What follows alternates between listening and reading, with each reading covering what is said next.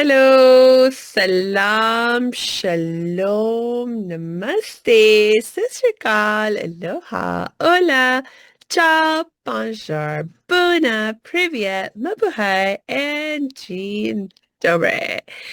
Oh gosh, I know I'm so happy to be connected with you all today, and I know you're going to be so happy you've joined us because we have a very cool returning guest with us. And that is Aubin, who's the chief rainbow magician at Rainbow Magic. Welcome back, Aubin. Hi, Samia. Thank you for having me back for another episode. I must say, I really enjoy your intro to your podcast. I've never seen anyone else do that many hellos and highs and ways to greet each other as their podcast intro. So I really enjoy that. That's fun.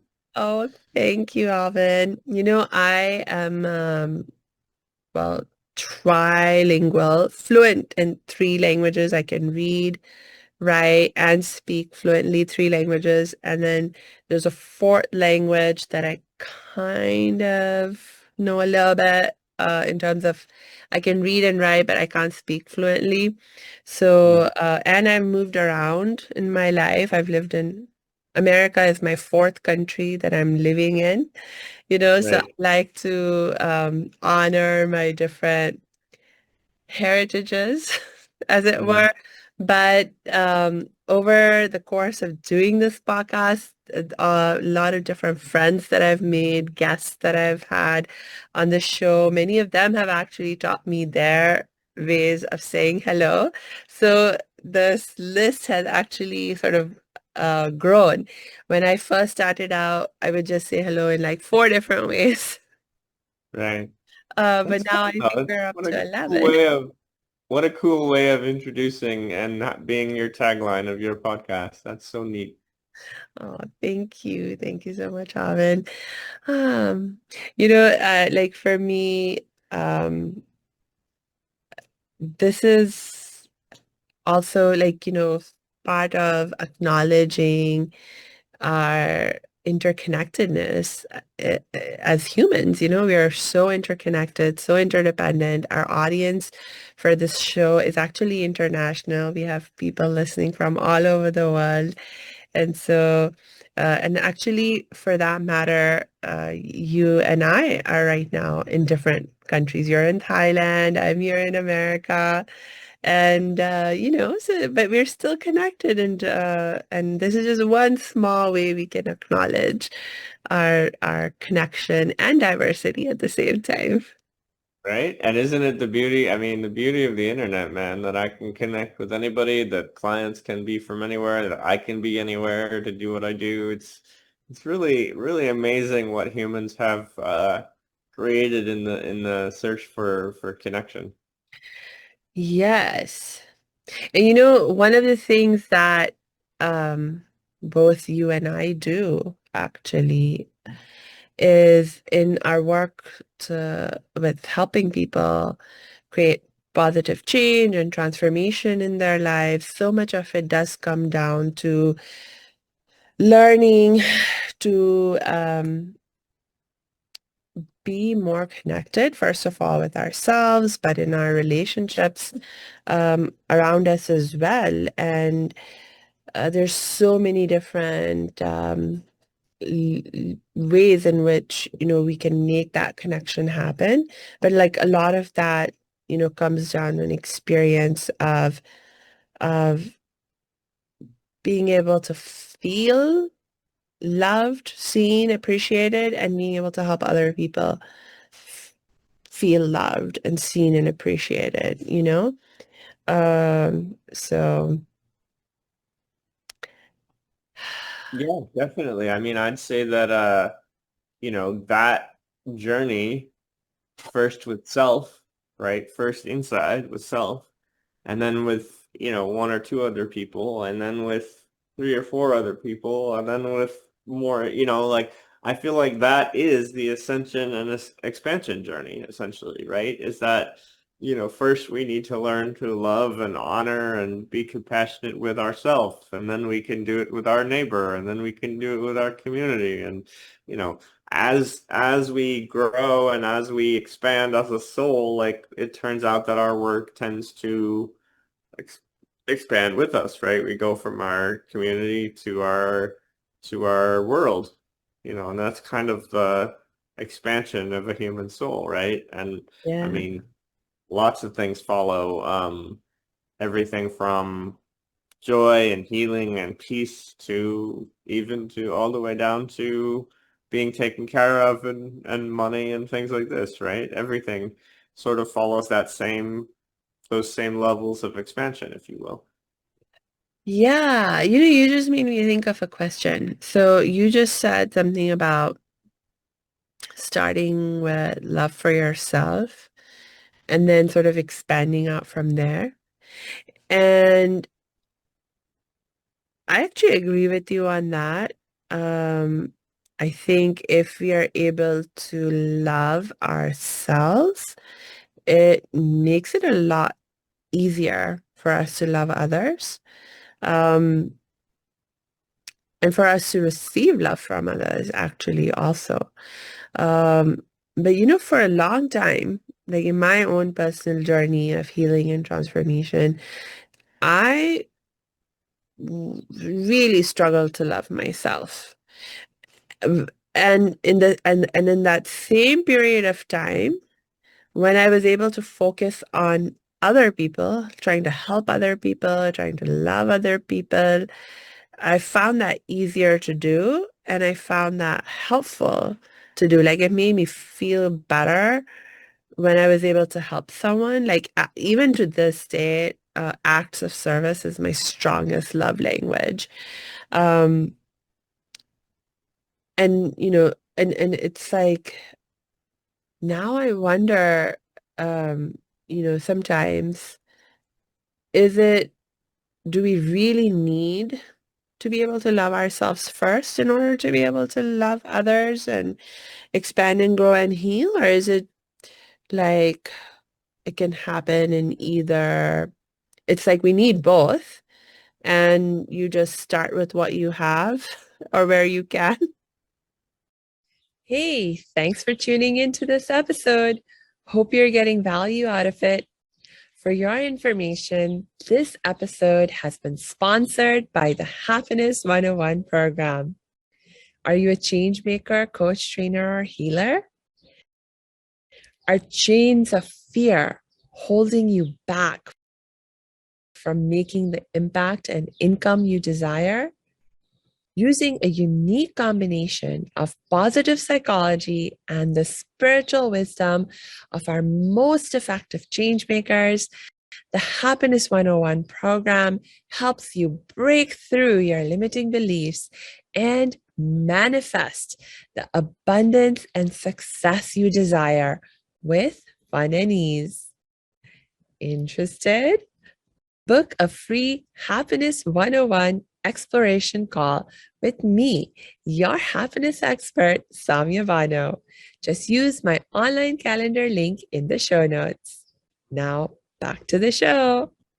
Yeah, I mean, I guess I definitely agree that obviously altruism is amazing, right? Giving to other people generates positive feelings and all of this, but for me, at the end of the day, like if you volunteer at the soup kitchen and then you go home and you're like, I'm a piece of shit, like you really hate yourself inside, like it doesn't last. It's like trying to toss something into a hole that is unfillable to me, right? Like, yeah, you had that experience of helping somebody, you did a good thing, you felt good temporarily for a little while, and then it just essentially gets eaten by your self-hatred, and then you wake up the next day and you're still the same self-hating person, right? So for me, it has been really important to start from the inside, right? Because if that void, if that big like self-hating pile isn't there, because I actually do genuinely love and have compassion for myself,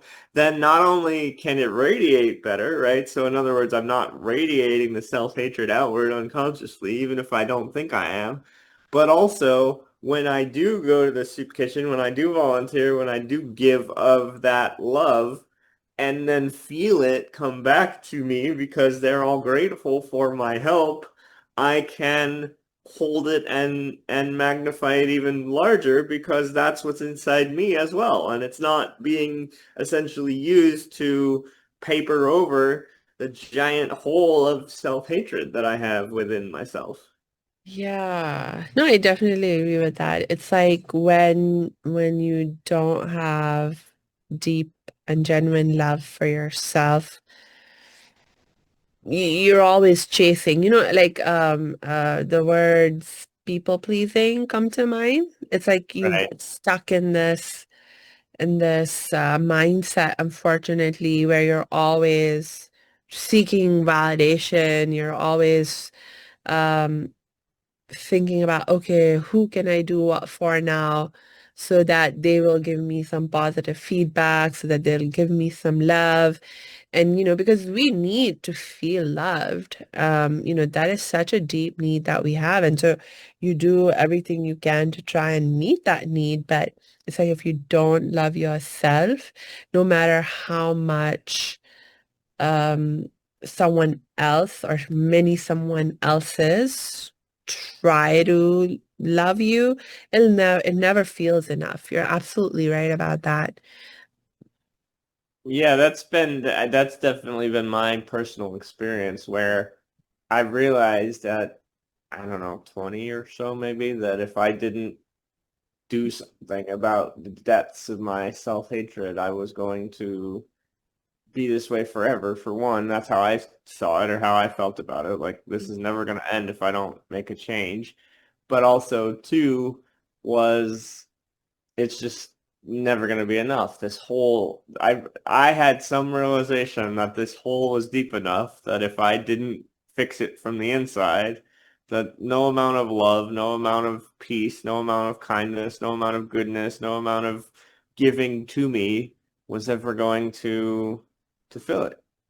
And I was like, well, that's gotta change. And thankfully I was able to figure out, how to go on the journey to do that. But Tell me more yeah. about it. Tell me more about it, because like for me, I also had to go on a journey to learn self-love.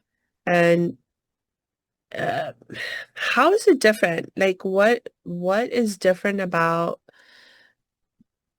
the journey of learning to love ourselves versus someone else?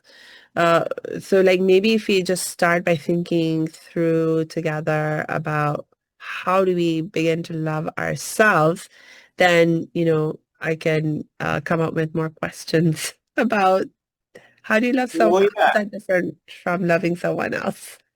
So the interesting thing to me about loving oneself, right, is that it actually has a lot to do with non-judgment, right? So in other words, Mm, if I'm feeling poorly, here's the paradox, right?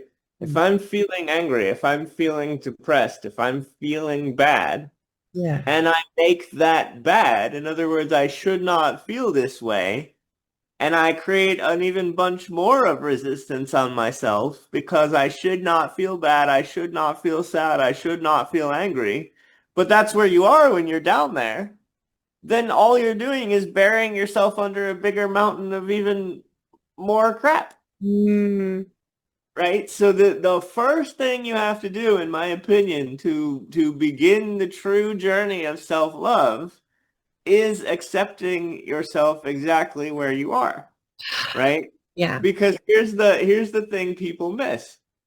Acceptance of a negative experience is in itself a positive experience. Hmm. Yes. Yes. Tell me more. Tell me more about that. So the number one thing I needed to do, and thankfully I was blessed to meet the right people who kind of nudged my thinking and awareness in this direction because of, for my own personal journey, a lot of it was, growing up with the handicap. Well, I'm clearly broken. I'm not like them. I can't do what they can do. Like all these things were easily available in my head. Like, I'm broken. This sucks. I can't do what I want. I'm angry about it. Why would God do this to me? Like five big, huge things that are like, I'm not enough. Another one, right? All of this for me led to a bunch of anger, but because I made the anger bad, oh, you're not supposed to get angry. You're not supposed to be mad. You're not supposed to hurt people with your anger. Like all of these things, like it was not okay for me to be angry. So then resisting the negative experience is a negative experience on top. So now I've got all the anger. I end up creating resistance around it. So by the time I was, ready to go to college, like 20, I was just a ball of seething hatred. Like it was just rage on rage on rage on rage. And so the only way I began to unpack it was by finding my men's group and learning the Sedona method and the release technique, which are essentially just meditative practices that are like, okay, why don't we take a breath and actually look at what's going on in here? Like, what is here? And then learning, literally learning to sit with it in compassionate non-judgment, right? Like just let it be there. Don't make it bad. Don't make it wrong. Don't make it something you need to get away from or get rid of or just let it, can you allow it to be, Mm, right? And that alone changed my life because I had never even experienced that or had that realization before. And then but luckily for me, I have some embodied talent. I think this is how I became the rainbow magician. It's kind of baked into my DNA. Like once I started to pull the cork and be like, okay, what are we emptying out of the bottle? It all just came flying out of me. Like, first it was anger and then it was sadness and then it was, fear and so I was bouncing all over the emotional scale. But the better and better I got at sitting with whatever was actually there for me without making it bad, without making it wrong, without judging it, without being like I shouldn't feel this way, mm, the faster and faster I was able to essentially rise up the scale and go from this bitter, depressed, angry cave troll essentially to somebody who, actually had his life in order and actually like had good jobs and good people in his life and these amazing things happen. I'm like I literally watched, this was, my recruiting years. I literally watched when I went down because I started computer science, so I had, like a 70 to $100,000 a year job, computer science. And then, but I hated it, so I wanted to become a recruiter. So I went all the way down to entry level in recruiting. So I go from 70,000 to like 30,000 and I'm like I gotta start my whole I was so unhappy. I was like I gotta start my whole career, my whole earning power. I gotta start over, right? I knew I'd be happier doing the career, but I wasn't very happy about the taking the backwards pay cut to start at entry level, mm, right? But within a year, because of the emotional work I was doing, because I was rising the scale of my emotions, I had a $210,000 a year job. So I was like, there must be something to this whole energy, like there must be something to this whole energy and manifestation thing if I'm literally all I'm doing is really sitting with my emotions and mm, allowing them to be, and it turns out that they transmute on their own. If they're not touched and not messed with and allowed to exist and allowed to be experienced, human beings will move through their own emotional healing experiences on their own. But we don't, yeah, we have so many reasons, we have so many blockages to be like, oh, you shouldn't feel that, or I don't have time to feel that right now, or I can't do that right now, or I can't be angry right now, or I can't be sad right now, or whatever. And we stuff it in its little box and then it gets stored in the body. yeah. Yeah. It's amazing how afraid we can be to feel our own feelings. I remember being like that. Like I was actually I was I couldn't I didn't think I could handle strong emotions. Any kind of um what we might call on the negative side of things, like anger, stress, sadness. Like I didn't think I could handle it. And so I was like constantly trying to run away from anything that might trigger me into even experiencing any kind of strong emotions. Um, and so for me, what that ended up looking like was a life where I had isolated myself a lot. I pretty much spent my days with my nose in various books. I was like, yeah, all the drugs. I mean, I was whatever, you can read about other people having emotions and going through drama, and that was as much as I was like willing to to to do, but I didn't want to have to experience those things for myself. I was like, no. Well, So right. And yeah, from that fear, right? The number one fear that I would say all humans have, whether they're willing to admit it or not, is their own emotions. And when you realize how silly that is, and I'd say that with the most love possible, right? Like that we have all survived 100% of every emotional experience we've ever had. I don't know, very, very rarely, except maybe if you've been married for 50 years, I have heard stories of people dying of broken hearts, right? So in other words, if one partner dies, then the love between them was so intense that the second partner will die shortly after. Like I've heard of humans doing that. But other than that, I have not heard of a cause of death ever being listed as, oh, he was too afraid, or he was too angry, or he was too. On the other hand, right, suppressing your emotions and having stress and having all this stuff in the body definitely kills people, right? right. I mean, there are people who will commit suicide because they cannot rise out of their depressive emotions or feelings of hopelessness and stuff. But if you're still alive, then like you said, Robin, you have survived 100% of whatever emotional experiences you have been through. So, um, the people who couldn't survive it are just no longer here with us for sure. So there are those cases. I have to be real about that. But for the vast majority of us, the vast majority of times, we find that we were so afraid of feeling our emotions, but eventually we had to face up to it and we were able to do it. It wasn't pleasant. Right. And, just to be clear here, I'm not making light at all of, suicides or of anybody who gets to a place where they really feel like their only choice is that way out, right? That's a respect, if you really feel, because to me, that's sovereignty, right? If you really feel that that is your only choice and that is what you choose to do, that is an emotionally sovereign choice, Mm. right?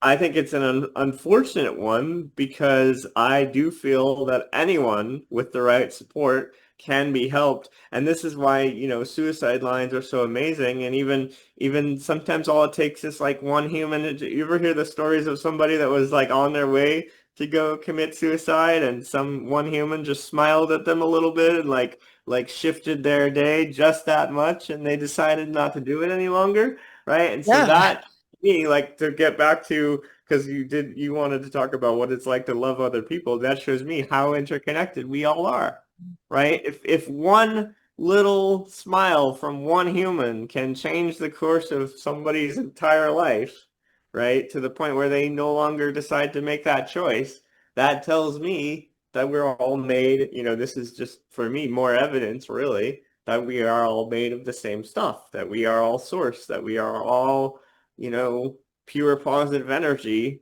exploring what it means to be in physical bodies interacting with each other. Yeah.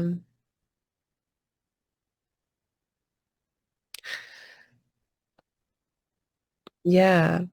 So if we continue to think about, this idea of loving ourselves and how we get to do it. Okay, I absolutely agree with you. Starting with non-judgment, accepting ourselves just as we are with whatever the feelings are that we have.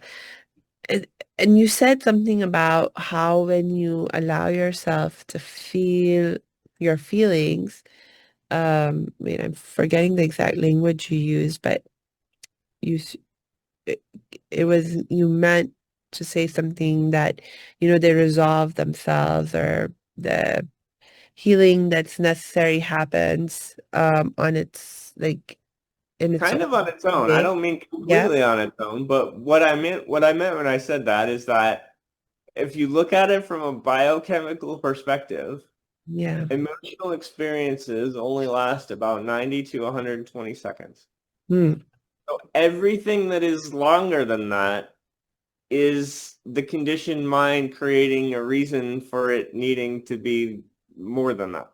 Mm. Right? So meaning, like if you're actually willing to just be angry for 2 minutes without any judgment, without any like whatever, the emotional energy of that biochemistry will run itself out and it will become something else.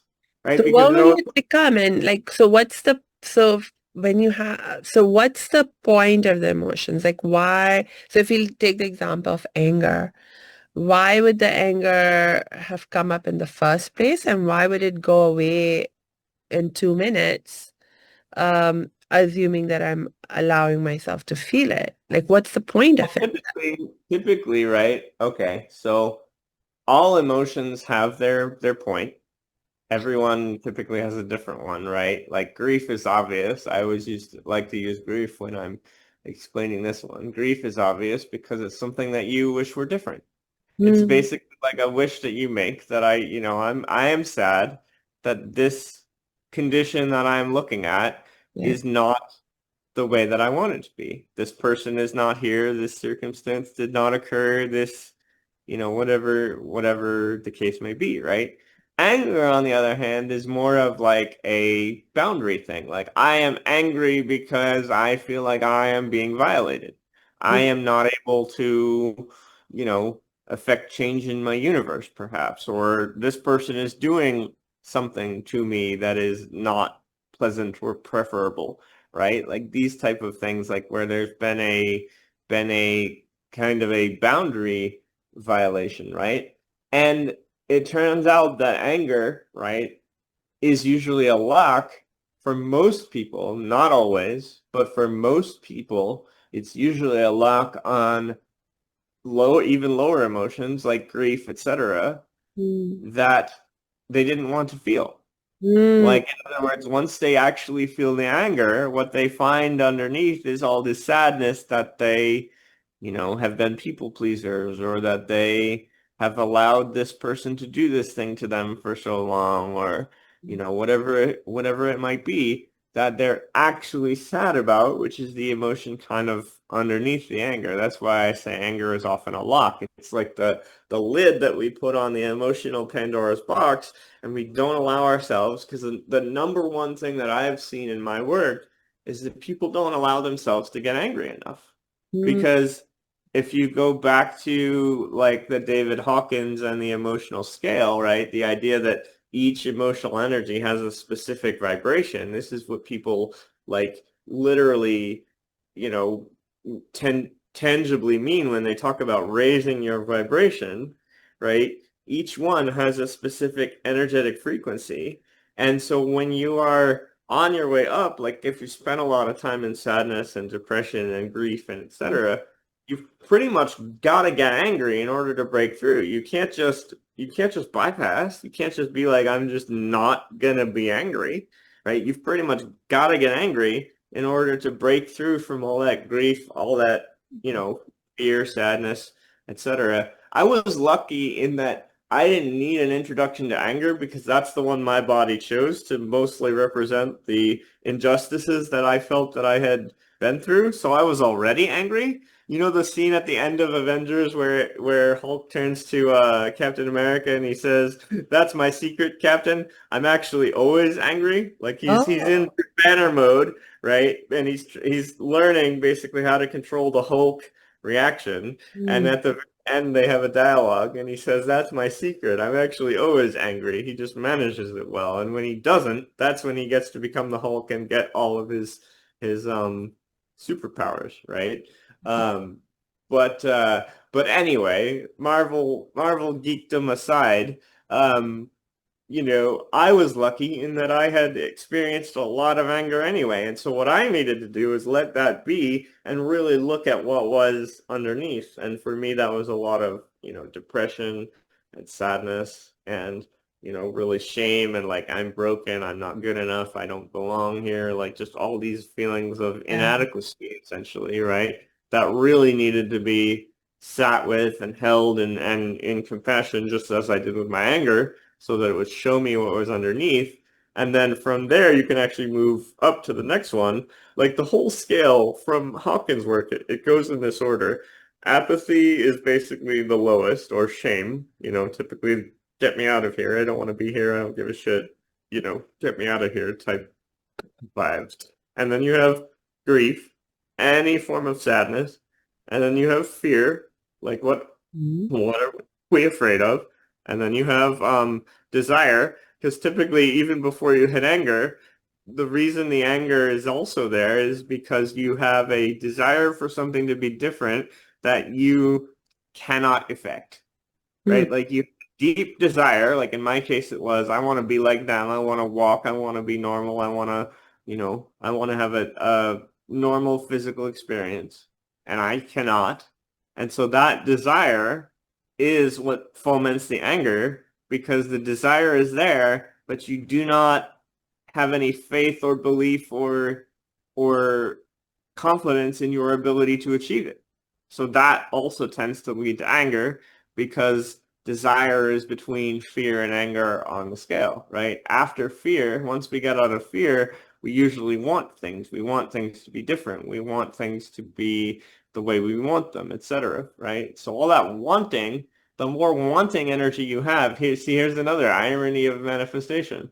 The more you want your pot of gold and you are in that energy of wanting rather than choosing, which I'll get to in a minute as I climb up the scale, the less likely you are to get the manifestation because in order to keep that wanting energy going, you have to keep it apart from you. You have to have, in other words, you can't have wanting if you don't have a target to want. At some point, you have to move through wanting to be like, no, I'm choosing. I'm choosing to get rich. I'm choosing to have the relationship of my dreams. I'm choosing to learn to walk. I'm choosing to, whatever the thing is, you have to actually get into this thing called choice around it, which is Mm. much further up the emotional scale, right? Now you're in the vibrations of courage and love and, peace and etc. Like once you break through the anger, the next one up is pride. You can actually see this if you look in the world. I mean, politics aside, no matter how you feel about him, you can easily agree that Donald Trump is a person who runs his whole life on pride, right? He's basically just proud of what he has accomplished over and over and over to a heavily narcissistic level, don't get me wrong, but you could see that energy being very high up on the scale, between anger and courage. Once you get into pride, anger is the first one that's actually generative, that'll give you back more energy than you spend. But after that, you can actually make a really good life for yourself just in these other pride, courage, acceptance type of vibes, right? Mm. Obviously, for those of us that are committed to the spiritual journey, we want to go up even further. And there's one at the top that Lester called imperturbability, where everything is okay and I am what I am. And, that's kind of like the enlightenment state, supposedly, right? And I've only touched it a few times. I'm not claiming to be there on any sort of abiding basis at all, but the the process and the knowledge of the emotional scale has been really really sort of helpful to me in my life because once you climb to the higher levels, you can actually use them to help you go back down and excavate more of the lower ones. So in other words, it takes courage to face your sadness. It takes courage to face your anger. It takes courage to face your despair about how, you don't believe things are going to change for you or whatever is really there, whatever the authentic emotional experience is. And Yeah. you can use sort of the higher vibe emotions, if you will, to help you burn off and excavate and shift the lower ones. And honestly, the better you get at witnessing, the more this just sort of happens for you automatically. And then manifestation doesn't really feel like work anymore. Like, Mm. yeah, I still have to set my mind pointer. I still have to be like, okay, this is what I'm going after, right? And I recommend people only do like, maybe one or two big manifestations in life at a time. Like if you're trying to go after a harmonious relationship, maybe be a little bit okay that the career not suffers necessarily. You can't have it all, but it is hard for most humans to put their full manifestational focus into more than one or two major areas at a time. So that's another thing that I often recommend is if you are working on manifesting something, go in wholeheartedly. In other words, go all in and be like, I'm working on manifesting my career right now, or my money right now, or my relationship right now, or whatever it is that you are like number one most interested in having, or most interested in exploring the journey of, and let yourself be okay with the fact that the other ones are secondary, or will take a back seat for a little while. Hmm. Oh gosh, you just brought up so many excellent points. Ah, which one to follow up on? Um, okay, you know what? I'm gonna try and stick to the theme of self-love. So continuing on our journey to love ourselves. Okay, so it's really important for us to allow ourselves to experience our emotions, to witness them, and then, you go through this process of resolving, dissolving, moving up the scale in terms of the energy and the emotions. And actually, it's like the lower down the scale you are, it's true. Those are the emotions. They're like so difficult to be in. And so no wonder we want to avoid them. Oh And yeah, it's no, they're super true. difficult to be in Yeah. because they are like, so in other words, anger is the first one. So it's apathy, grief, fear, lust, anger, pride, right? So anger is the first one. So you have apathy, grief, fear, and lust. You have four entire categories. And I'm using one word to represent, I'm talking every emotion from all the way from shame to boredom. Like they all go in these seven categories. Every emotion you can think of goes in one of these seven categories, right? And the bottom basically four categories cost us more energy to exist in than Yeah. they provide us to use. And that's of course why we want to get out of them because we don't there's no net energy win. It's a drain. It's you have to put energy in to be in and it costs you more energy to be in and you never think, at least for me, I when I was really depressed, you get to this point where you're like, I'm never getting out of this. Yeah. Yeah. It's like you become more and more disconnected from source. I mean, from a spiritual perspective, um, well, the spiritual perspective that I follow says that, our source is love. Our source is light. It's joy. It's peace. And so the further away you are from those vibrations, the further away you are from source.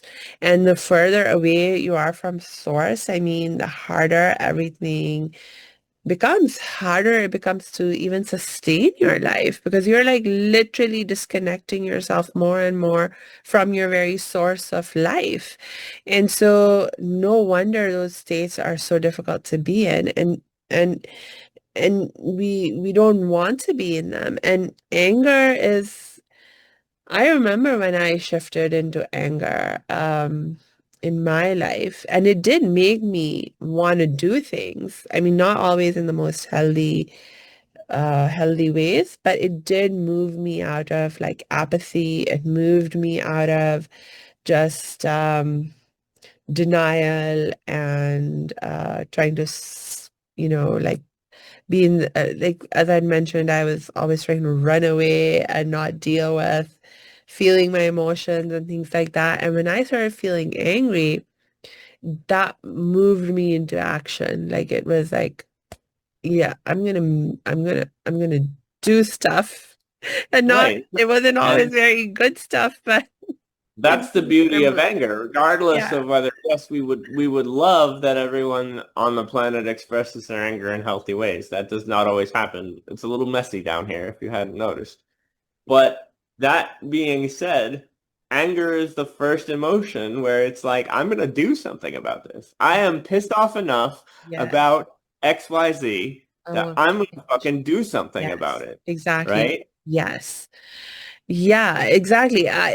You want something to change. And like for me, what happened was that a lot of the things that were not so helpful about how I was living my anger was that I was like focusing on other people. I was like, you did this, you did that Mm, wrong. You need to yep. fix this and that.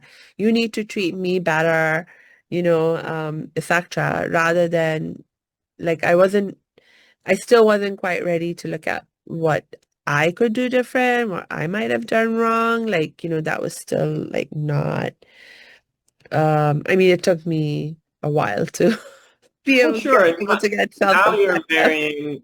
But what's interesting, this is great. This is a great segue into, how consciousness is put together. Yeah. Now you're marrying the place you were on the emotional scale with your developmental state and stage in consciousness. So in other words, back then when you were angry, you were still in victim consciousness, Yeah. which is like, all these people are doing something to me. Yeah. This is something that they need to change so I can feel okay, Yes. which is a perfectly valid when you're finally busting out of the shell of being self-attacking, right? Of like this sucks and I'm inward and I'm, Yeah. stressed and all these things. It's a perfectly valid place. It's a perfectly valid developmental stage to be like, no, wait, the world did that to me, not me, right?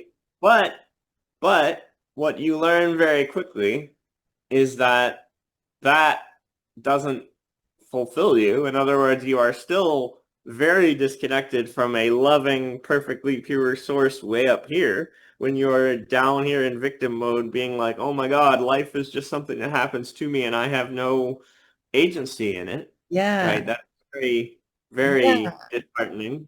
Exactly. Because like when you first get angry, actually it's like, interesting because like if you haven't been the kind of person who has expressed their anger in your relationships, when you first start expressing anger, it sort of, takes people like aback and maybe, Right, and they start to respond to you differently. And to some extent, people will like like you create some you like you burst out into anger, and then some people to some extent, some of the times people try to calm you down and give you what you want right, because you got angry. And so in some ways, you begin to learn to feel good about expressing anger, and you think it's actually helping you. But very soon you hit limits because other people are only willing to tolerate your angry outbursts so far, yeah, so long, right, and so right. like for me, I realized that I could only get so far with that strategy as a way of helping me feel better and get what I wanted. And so it's just it's like, okay, now what? Now how do I continue to grow and feel better and get more of what I want? Because like anger is not doing it anymore. Well, right. And that's, you know, basically what you're sharing with me is that you had the self-awareness. And I guess that's the other thing that I've always been lucky with as well, is that, you really have to be self-aware. You really have to be kind of almost brutally honest with yourself, I call it, is that like, oh, when you're in an emotional place on the scale where it's lower than anger, anger is going to feel better. The Yeah. idea here, Samia, is that as we walk up the scale, each emotion that is higher feels better, literally better than the one that's below it, right? And so when you're in the low places, fear, despair, depression, apathy, etc., anger actually feels better than that. So you're like, oh, of course I'll be angry because I feel better. This is great. But like you said, if you're at all self-aware, which I guess is the other key skill to either be lucky with and have and be born with or really cultivate on this journey, is if you're at all self-aware, you very quickly realize, like, okay, this feels better than where I was, but I still wouldn't call it good. Like, I Yeah. still don't feel good when I'm this angry at people or with my life or with myself or whatever. So how do I keep going? How do I shift this? How do I move into a state where I don't think the whole world is out to get me, or I don't think it's all their fault or whatever? And then that inquiry, that questioning will lead you to, stage two, which is where most people I interact with these days are, myself included, where you become the creator. You become like, I'm no longer a victim. I am responsible for everything in my reality. I am creating my reality, even if I don't know how, even if I create something I don't prefer. I'm creating my whole reality. And then from there, you at least have the agency to kind of move past the anger and the victim consciousness together and move into, okay, well, if I'm creating all of it, then how do I have courage? How do I be like, okay, if I want to create an empire where I have lots of clients, and that's going to mean that I should probably show up on podcasts, and I should probably show up on lives, and I should probably do content, and I should probably create video, right? So if I'm afraid of that, if I look at the concept of creating video and I say I have fear around this, then I get to find the courage. Like, this is an agentic choice. This is me choosing that I need to find the courage to do these things that I believe are going to get me closer in the direction of that thing that I said that I wanted, Mm. right? So that's how you kind of bust through the anger and start making these empowered sort of agentic choices, is by beginning to believe that you are the creator of everything in your life, good, bad, or indifferent. Mm. And what happens then? Because do you not also hit a limit with that kind of mindset and trying to live your life? Because I did. I mean, like, Oh, absolutely. There's another limit, right? And that's the limit into the third stage of consciousness. Now we're in not just the emotional scale, but stages of consciousness. This is where you and I get into, because we're at basically the same limit of like, okay, what does it mean to surrender fully to God, mm, right? And that's where, okay, like, yes, I went through the agentic creator phase where I was creating everything in my life, and some of it went awesome, some of it didn't. But to go bigger and get more and be more than you think you can be, because on some level you are still driving with the limited mind of Aubin when you are trying to create every circumstance in your life.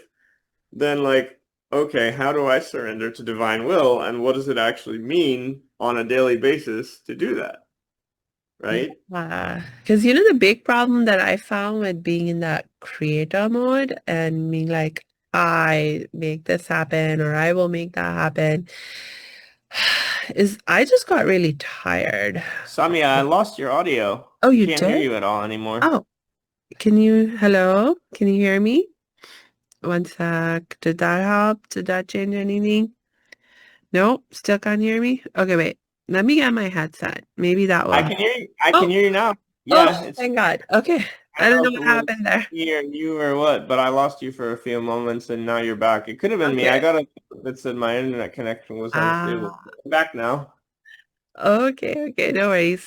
So I'm glad I'm back. Yeah, no, the thing that um I found about being in that creator stage of like where I was like in that mindset of, oh, I'm going to create this reality for me or I'm going to make that happen for me is after a while of doing that, I just started feeling really tired because it felt like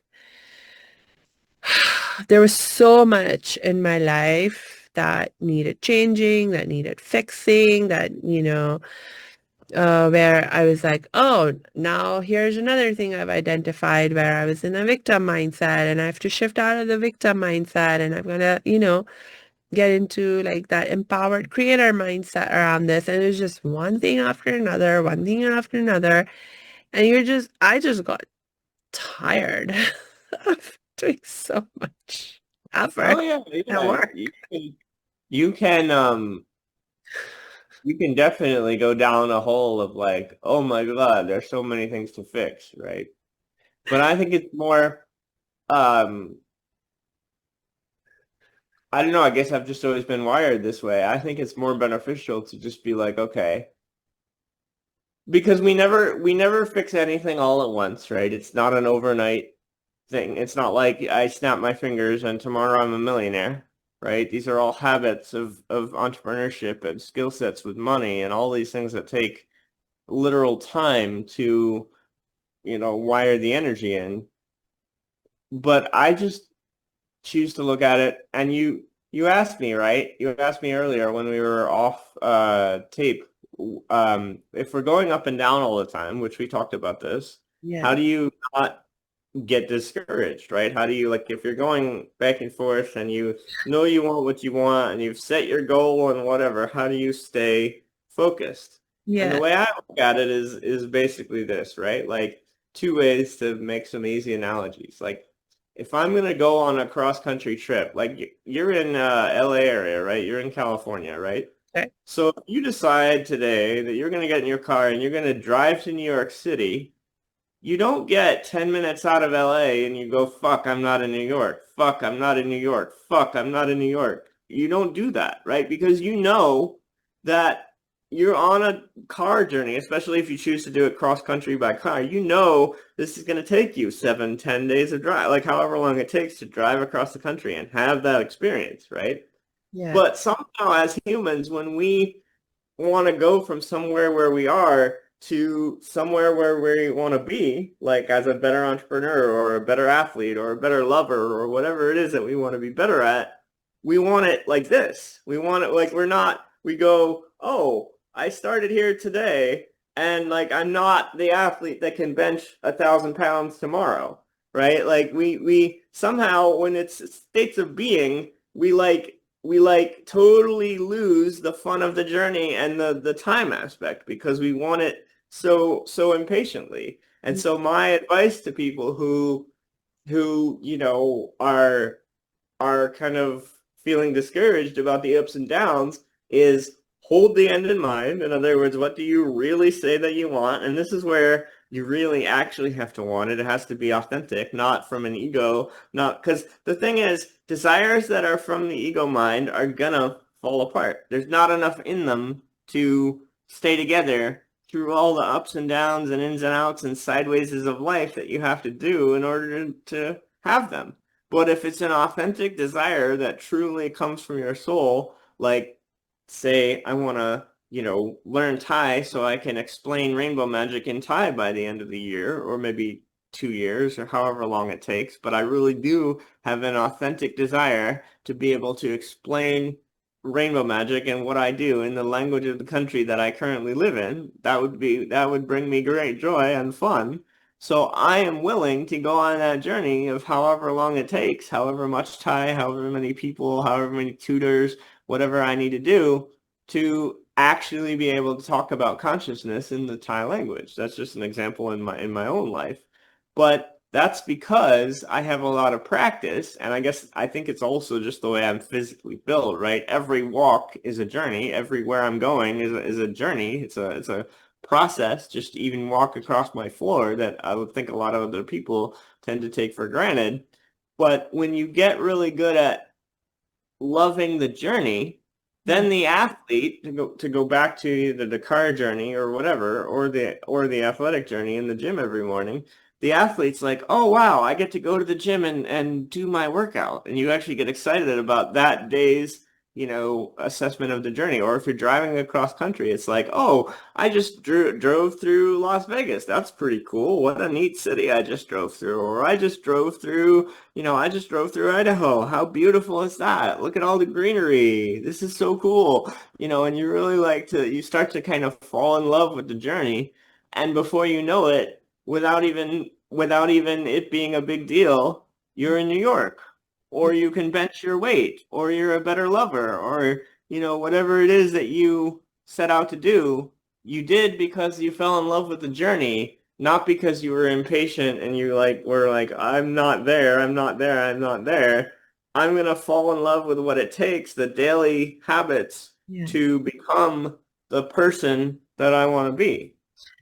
Yeah, and the thing about, going on these journeys, as it were, is that oftentimes, as you're on the journey, you realize, oh, that original destination that I set out for, like, is not really maybe so meaningful to me, and I want to take a detour and end up, I actually end up somewhere else that I find even more meaningful and lovely, and um, and also, like, another aspect of the journey can be, I mean, that I may just never, even if I want to continue to get to that particular destination, I may yet never make it. I could literally die on the way and not make it to the end. And so there is a lack of control that we actually have in terms of being able to achieve a particular end. Um, you know, Right. and so it's like, but that was like part of the problem with when I was like in that mindset of trying to make things happen for me, is that I was like, part of the reason I got so tired is not only were there like so many different things that I had to like that I was like, oh, first I fix this, then I fix that, then I fix that. But this lack of control in terms of actually being able to achieve. So like so many of the goals that I set or that I wanted to manifest, some of them I got and I made happen in my life, but there are many others that still haven't happened and I've lost interest in them. And some of them still haven't happened and I haven't lost interest in them, but I don't know when they will actually happen and stuff. And so it's been, like when you're like really like you have to, if you stay in that mindset of, well, I'm the one who is responsible for making stuff happen, it becomes like a burden actually over time. Like for me, that's been the experience. Yeah, I can definitely see that the validity. I mean, that experience is totally valid. I mean, I've definitely had it, right? I agree with you that there's a lot of surrender of control that has to happen, but this gets into another fun topic that you and I have touched on, which is that life essentially is paradox, if you think about it, right? In other words, because we are perfect, pure source energy, we are capable of creating anything. If we were not, you would never have the miracle healings, the ones where they go to the doctor and the cancer's like gone, or, whatever. Like, we are capable of jumping these quantum huge leaps into new realities if the person is ready to surrender in the most, divine and perfect way. But at the same time, of course, we don't have control over that. That's God. That's the universe. That's other thing. Lots of other things are conspiring on our behalf to help us. So how is it true? How is it true that we control every aspect of our reality because we are source pure perfect energy and we have no control at the same time, right? This is one of the life's greatest paradoxes to me, right? But it turns out that life is just, if you look, life is actually filled with those everywhere.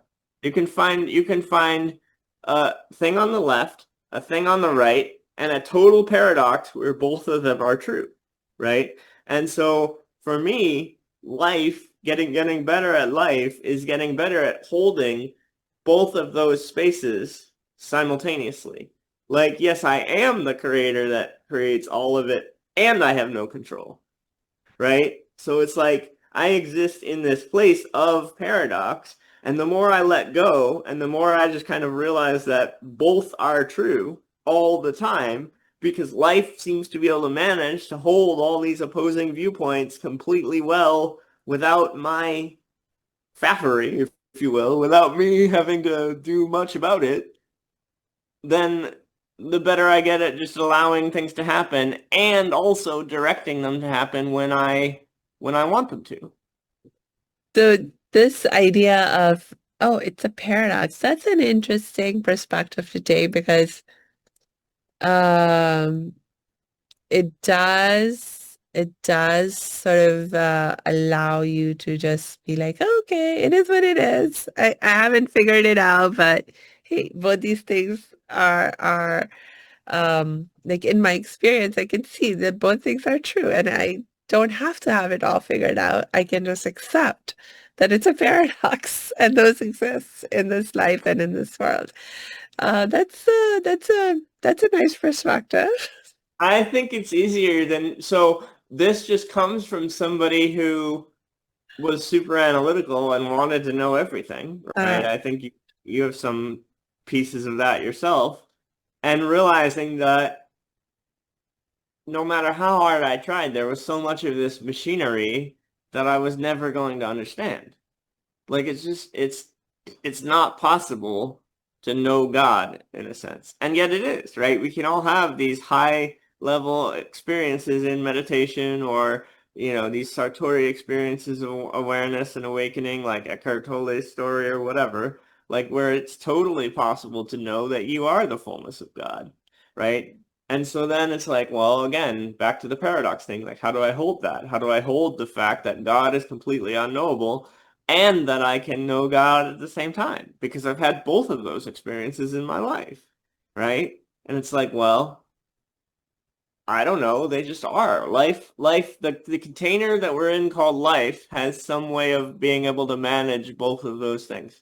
hmm, And that's true of every paradox that you find, right? The container of life seems to be able to hold and manage both of those things to be able to occur in one lived experience, my own or yours, simultaneously, pretty much. How does life do that? I have absolutely no idea. But the more you get surrendered with that, the more you get, hey, that's kind of cool, actually, because it means both things can be true. It means I can be the creator of my own reality, and it means I don't know what the hell I'm doing and I should surrender. Like it means both. And I don't know, I think it's really neat that life is a self-organizing set of interesting machinery that manages to do all of that. hmm, yeah. Okay. I'm going to ask you one, maybe two more questions. I'm trying to, Okay. I'm trying to stay a little bit aware of how much time I've already taken up of yours and so It's all forth. right by me. It's just your listeners that have to listen to the longer episodes, Okay, so one question, so you brought this up in what you were sharing about the desire has to be like a real desire. It can't be just something that comes up from your ego mind or your ego self.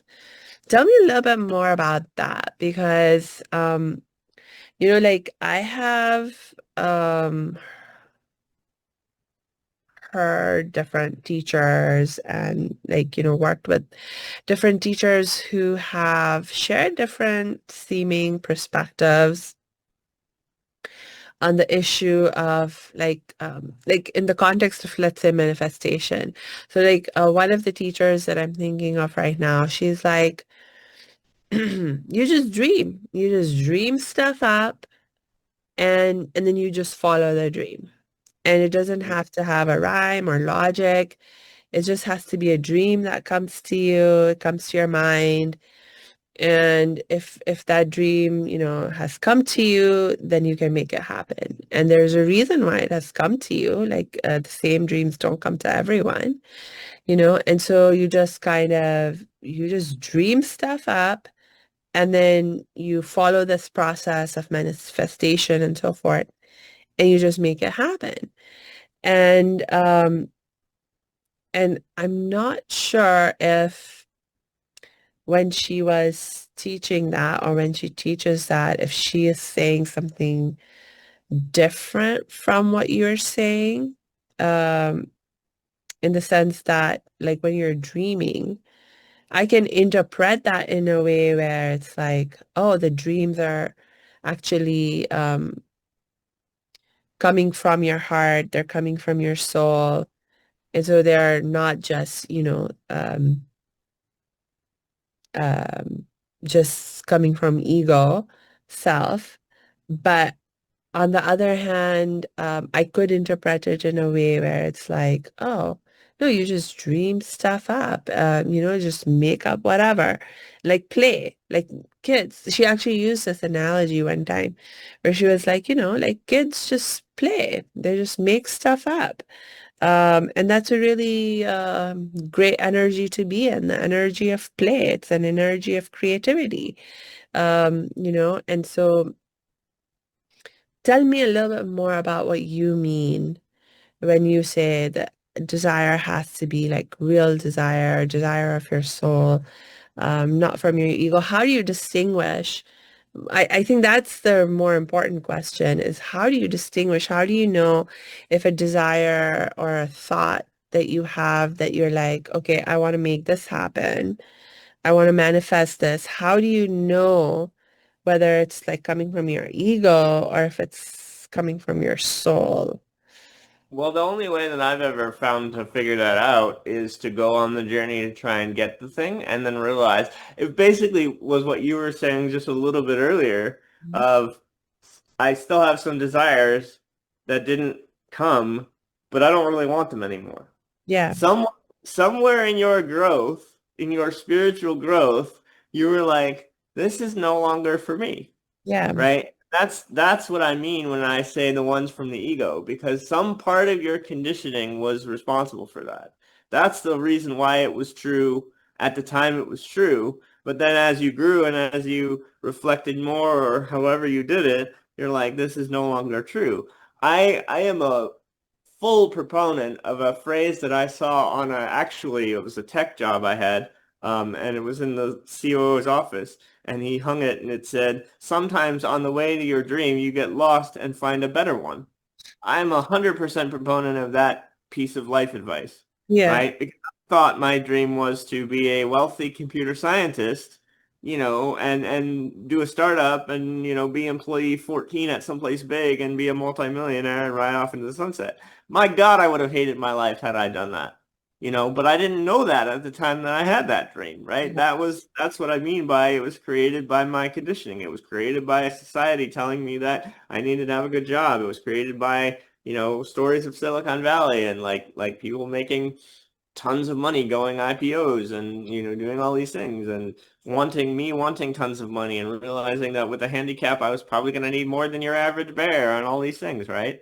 And like I said, my God, if I was still in that life, I know I would be miserable. And thank God I'm a rainbow magician. But rainbow magic is the dream that I found that I didn't even really know what I was looking Yeah. for.